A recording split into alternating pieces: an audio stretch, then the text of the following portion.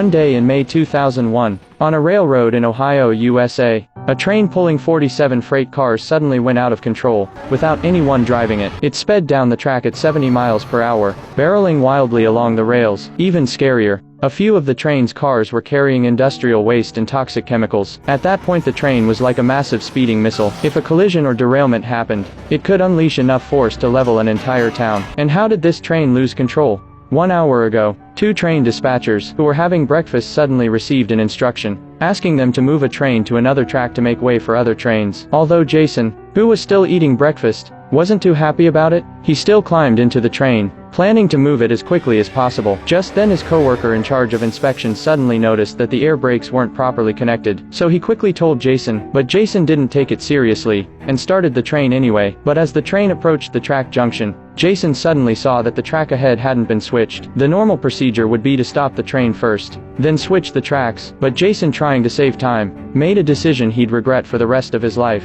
First Jason lowered the speed to a minimum, then set the independent brake, and activated the unmanned driving mode. In the end he actually jumped directly out of the driver's cabin, preparing to switch the track before the train reached the track entrance. But what Jason didn't expect was, just as he was about to run to the track switch, the train's gear lever, because it wasn't properly engaged, actually automatically returned to the full speed forward gear. Although Jason successfully switched the track, however, disaster also happened at this point. At the start the train's speed wasn't fast. This gave Jason the opportunity to reboard the train. With his desperate running, Jason successfully grabbed the handrail, but as the train's speed increased more and more, Jason was heavily thrown onto the ground. After he regained his senses, he could only, along with his companion, watch this steel giant roaring away into the distance, and this terrifying disaster unfolded from there.